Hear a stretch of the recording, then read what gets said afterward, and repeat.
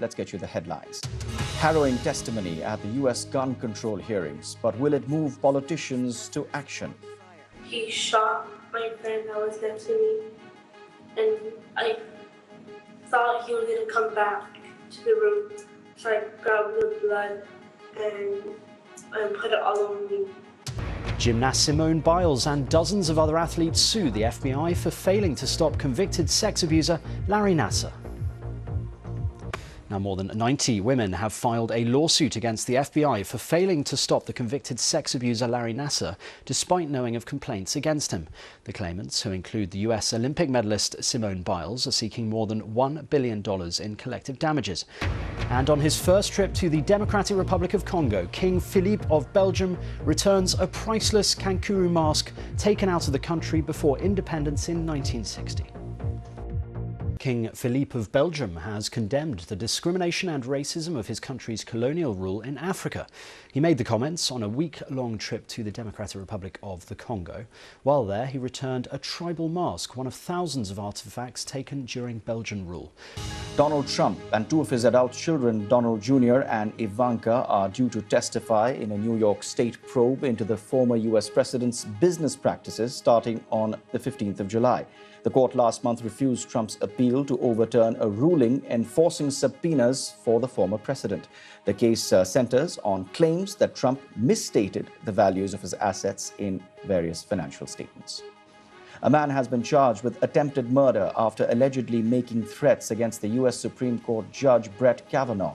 26-year-old Nicholas Roski reportedly told the police he was angry about a leaked draft opinion which indicates the court could be set to overturn federal abortion rights. He was also upset about an imminent ruling on gun control. Dozens of human rights groups are putting pressure on the UN human rights chief to resign immediately, arguing that she whitewashed the situation in China during her visit there last month. They say Michelle Bachelet had squandered a rare chance to push for accountability over what they allege is Beijing's systematic human rights violations against Muslim Uyghurs and others in the Xinjiang region.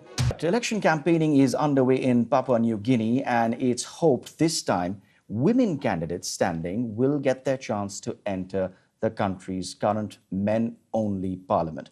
Papua New Guinea is the world's third largest island country and sits in the southwestern Pacific. There have been just 7 women elected to the parliament in its nearly 50 years of independence. A woman has been killed and 14 school children injured after a car drove into a crowd on a street in Berlin. The person who died was a school teacher who was on a trip with a class of teenagers. The driver, a 29-year-old man, has been detained, but police say it is unclear whether the incident was intentional or an accident.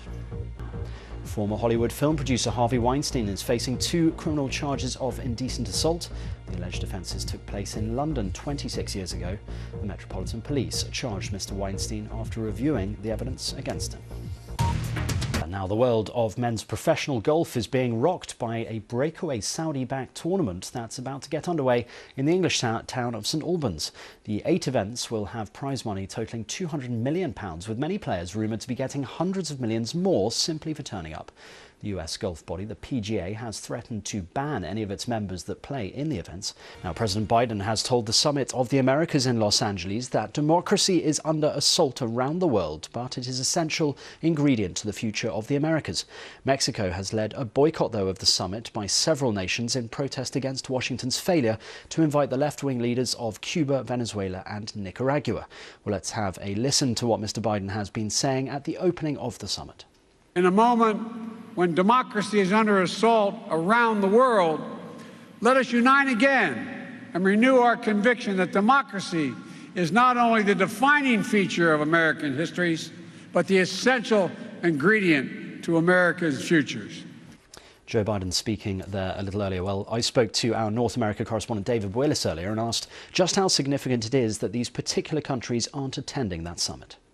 White House is seeking to downplay the absence of the Mexican president and some other key leaders. They make the point that 23 heads of state will be in attendance. They make the point that the Mexican president, Mr. López Obrador, will be meeting with Joe Biden next month, one-on-one at the White House. And they say that this is a good opportunity, this summit, to discuss some serious subjects such as the pandemic, immigration and climate control. But for all their attempts to dismiss the absences here, this is a real blow, because this was hailed as an opportunity for the United States to rekindle its ties with countries in the region, countries that have grown closer in many cases to China in the absence of strong leadership from the United States. And as the Mexican president, Mr. Lopez Obrador, put it, you can't have a summit of the Americas if you don't have all the countries of the Americas